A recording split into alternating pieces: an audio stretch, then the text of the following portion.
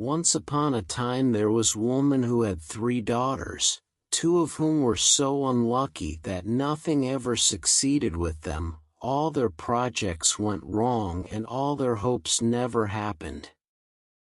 But the youngest, who was named Nella, was born to good luck. The sky gave her the perfection of its light, Venus a matchless beauty of form, love the first dart of his power, nature the flower of manners. Everything she did went well. Everything she made was perfect.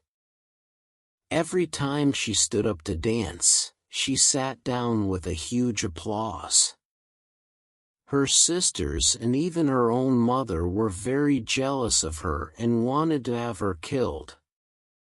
Now, in the same country, there was an enchanted prince, who saw the beautiful Nella and fell in love with her. He did everything he could to make her fall in love with him as well. And she did. They secretly got married.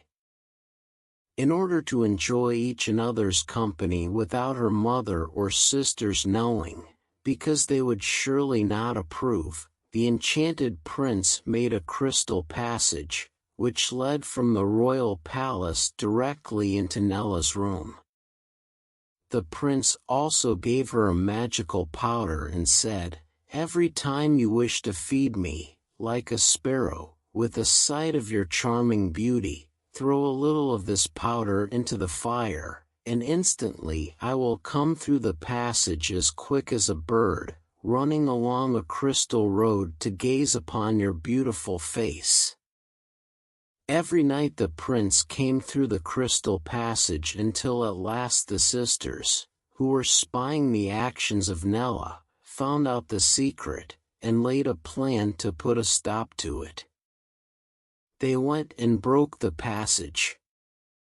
The next time Nella threw the powder into the fire, the prince came along the passage as always, but he hurt himself badly on the broken passage and was unable to pass further on. He turned back, all cut and slashed. Then he laid himself in his bed, and sent for all the doctors in the town, but as the crystal was enchanted, the wounds were mortal, and no human remedy would help. When the king saw this, he sent out a proclamation, that whoever would cure the wounds of the prince, would either marry the prince or get half the kingdom. When Nella heard this, she disguised herself as a beggar, and unknown to her sisters she left home, to go and see him before his death. She left late in the afternoon and soon it would become dark, so she looked for a place to sleep. Nella was in the woods, close to the house of an ogre. To stay safe she climbed up into a tree to sleep. Meanwhile the ogre and his wife were sitting at table, with the windows open, in order to enjoy the fresh air while they ate, and as soon as they had emptied their cups, and put out the lamps, they began to chat of one thing and another, so that Nella heard every word they spoke. Among other things, the ogress said to her husband, "My gorgeous, tell me, what is the news? What is going on in the world?" And he answered with a smile, "Everything is going topsy-turvy and awry." "What has happened?" replied his wife. "Why, I could tell pretty stories of all the confusion that is going on," said the ogre, "but I will merely tell you what has happened to the king's son. He had made a crystal path, along which he used to go to visit a pretty lady, but the road was broken by her 2 evil sisters, and as he was going along the passage as usual he has wounded himself in such a manner, that he will die. The king has issued a proclamation, with great promises to whoever cures his son, but it is all labor lost, and the best thing he can do is to get ready to mourn and prepare the funeral. When Nella heard the cause of the prince's illness, she sobbed and wept bitterly, and said to herself, "Why did my sisters break the passage? Why would they want to take away my happiness?" But the ogress went on speaking, so Nella was as silent as a mouse and listened. "Is there really no medicine that can help him?" asked the ogress. "No human medicine will help," replied the ogre. "There's one thing only that could save his life, but don't ask me to tell it you." "Do tell me," cried the ogress. "Well then," said the ogre, "I will tell you, but you have to keep it a secret, for if anyone would find out it would be the destruction of our lives." "Fear nothing, my dear sweet little husband," replied the ogress, "I will keep it a secret."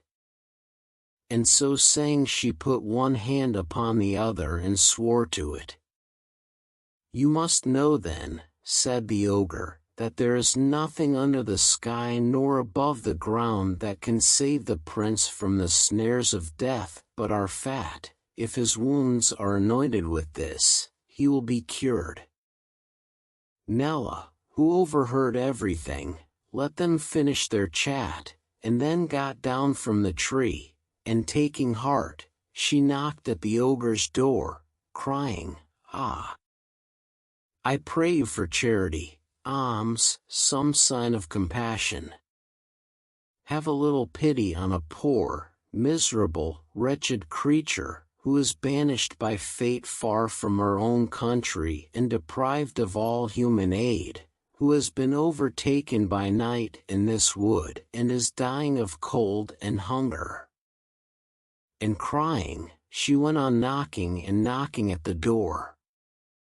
Upon hearing the girl cry, the ogress was going to throw her half a loaf and send her away, but the ogre, who was more greedy of human flesh than the squirrel is of nuts, the bear of honey, the cat of fish, the sheep of salt, or the ass of bran, said to his wife, "Let the poor creature come in, for if she sleeps in the fields, who knows, she may be eaten up by some wolf."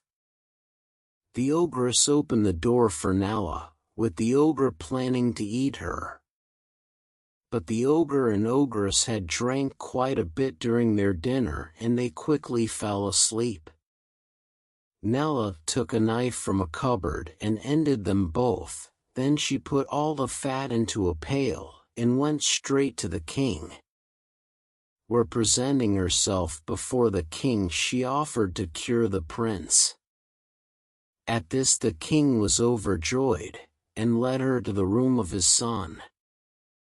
As soon as she anointed him well with the fat, the wound closed and he was his old self again. When the king saw this, he said to his son, "This good woman deserves the reward promised by the proclamation.